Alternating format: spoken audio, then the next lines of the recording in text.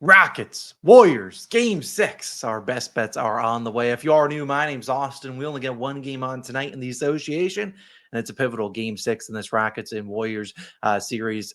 Yesterday, we saw two Game 6s, and we saw the Clippers force a Game 7. The Knicks were able to close things out. Speaking of the Knicks, let's recap how we did yesterday. Jalen Brunson was one of our plays, and he easily soared over his points and assists. Michael Porter Jr.'s under was free. The other picks lost, though. OG Anunoby was our Dub Club exclusive play, my biggest play of the day.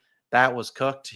There was really no unders cashing unless it was Cat in that Knicks and Pistons game. And then we had Nikola Jokic, who scored 20 points in the first half. Couldn't get us 27. Tough. That's kind of how it's been. Betting some stars, but at least Brunson came through 2 and 3 day. One of actually our worst days in the playoffs. We'll be back to the half unit plays today. We got 3 plays in this game. As always, I appreciate you guys for tuning in. If you are new, we do these videos every single day. Do me a favor, subscribe, drop a like. At the end of this video, we've been doing underdog fantasy slips. The last few have lost, so we're going to switch things up. Today, we're going to Betr. Betr right now is a Curry free pick for him to get 1 point or assist. It's a free pick. You only get it when you sign up using my code SHOT, SHOT, or the link at the top of the description. They'll also match your first deposit dollar for dollar up to, I want to say, $77. So it's free money. Take advantage of it. Code SHOT or the link down below. You'll see bettors in a bunch of different U.S. states. Make sure you sign up using my code SHOT or the link down below. We'll talk about Betr at the end of the video, but let's dive into our first 2 picks of the day. And today's going to be, we'll start with the big man, as I really like the man in the middle, Alperen Sengun. I love his over 31.5 points plus rebounds, minus 118 on FanDuel. Now, individual line, I lean towards points, but I do like the upside in rebounds. Not that he has a 18, 20 rebound type game like maybe Rudy Gobert did. But I do think that he's opportunities today. And given that he's probably going to play 36 to 40 minutes, I don't mind tacking on the rebounds there, but we're going to need a good amount of points here. Now, I will go back to PropsMadness and talk about this game and how I think the Warriors are going to let Alperen Sengun beat them by himself, because that's basically how I think the Warriors have their best success. Now, in this series, we've seen Sengun. He's over in 3 of 5 games, so not too bad.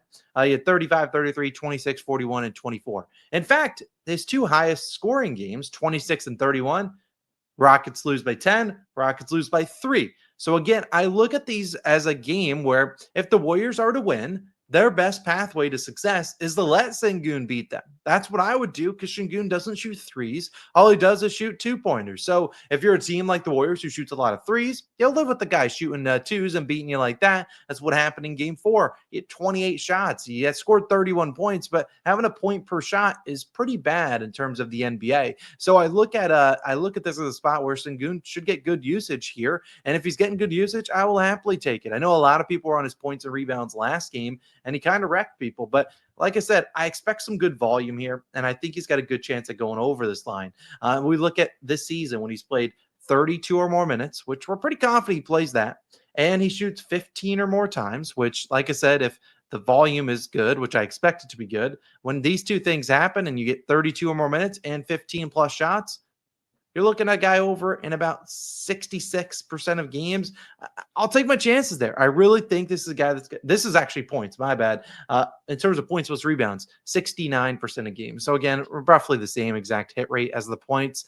I think there's a big upside in both these 2 categories. I like the points a ton. He could easily score 25 tonight. They could still lose if that's the case, but I also could see him grabbing 10, 15 boards. That wouldn't really shock me a ton. 15 maybe, but 8 to 10, maybe more than that, 12 rebounds. I like our chances there. So again, a guy that's going to play a lot of minutes. I love Alperen Sengun, his over in points plus rebounds. I think it's a great play. I'll back it today. I know a lot of people got wrecked on it last game. Join me again. Sengun's going to pay tonight. Now, my second play is actually going to be a Q1 prop. I don't take a lot of Q1 props. In fact, if we're to look at it on the season, I've taken exactly 6 first quarter props. Now, we're 0-3 on first quarter unders, 2-1 on first quarter overs. Let's hope that this first quarter over can pay. That's Brandon Pochemski, over 3.5 Q1 points. First quarter, that is, plus 116 on FanDuel. So at first glance, pretty good value at plus 116. I do like his over in points plus assists, which is about 17, 18.5. It was bumped to 18.5, which is why I avoided it. But I do think that he has a good chance of getting there. But if I'm Podziemski and I'm backing him, I rather him, he's either going to start strong or you're going to be praying that he gets going later in the game. And if he starts strong, you're probably going to cash the points and assists. If he doesn't do anything in the first quarter, good luck because his live bet's probably going to be like 13.5. But I look at Pods as a guy that I think his matchup today is 8 plus. And I think he's going to be a guy that they're going to have to lean on to score the basketball. And I want to highlight really how the Rockets have been defending Podziemski. And I want to go back to the game 4 game where they won. Game 5, they defended him the same, but again, everything was out of sorts in that game. I want to highlight this one play.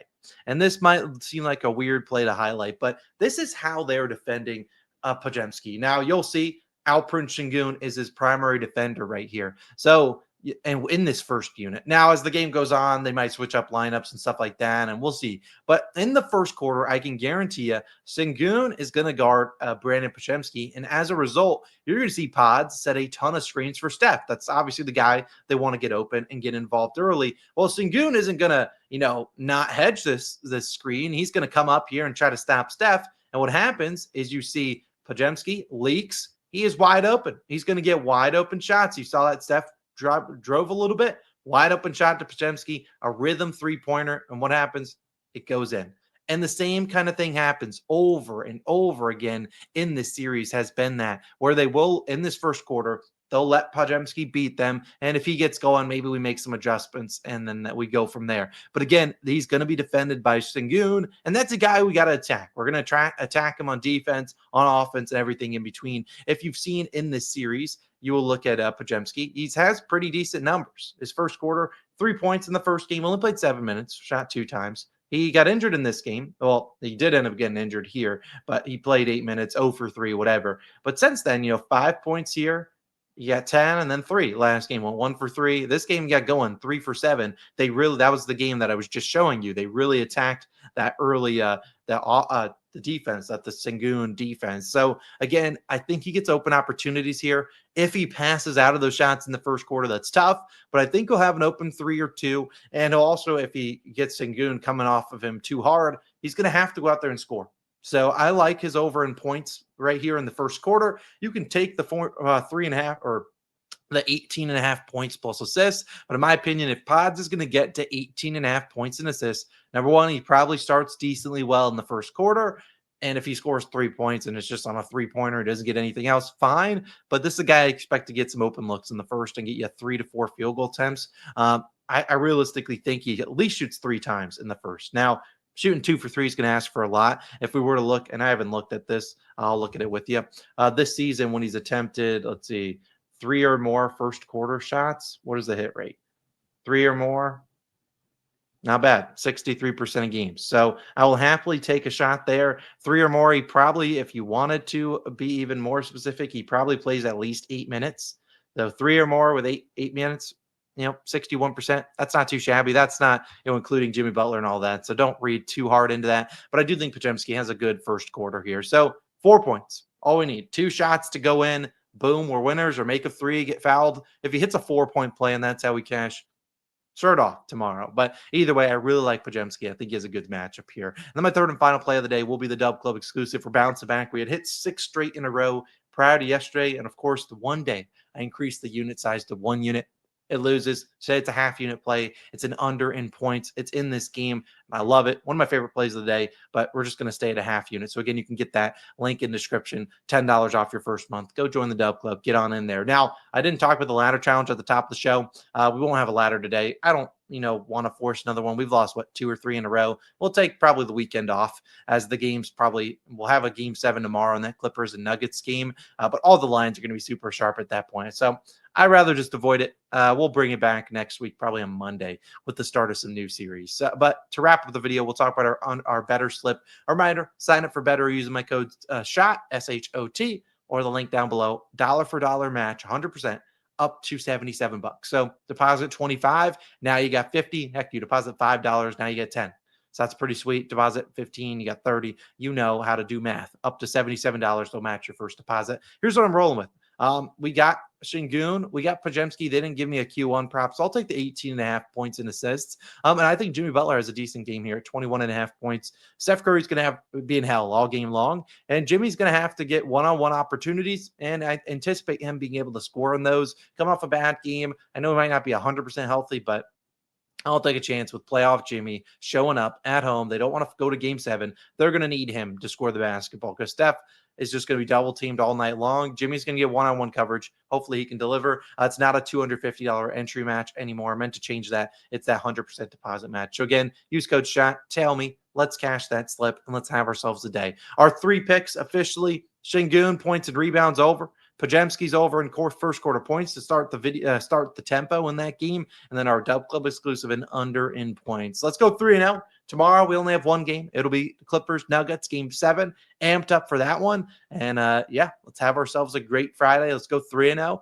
and try to do it once again on Saturday's game 7. Again, thanks for tuning in. If you want to check out our MLB video, it's linked somewhere on the screen. And if ladder challenge will return probably on Monday, give it a couple days off, probably just the weekend. And then we'll be back trying to climb to $10,000. Either way, thanks for tuning in. It's Austin. I'm signing out. Enjoy game 7. Enjoy your Friday evening. I'll see you guys back bright and early Saturday morning talking about a game 7. See you then. Peace.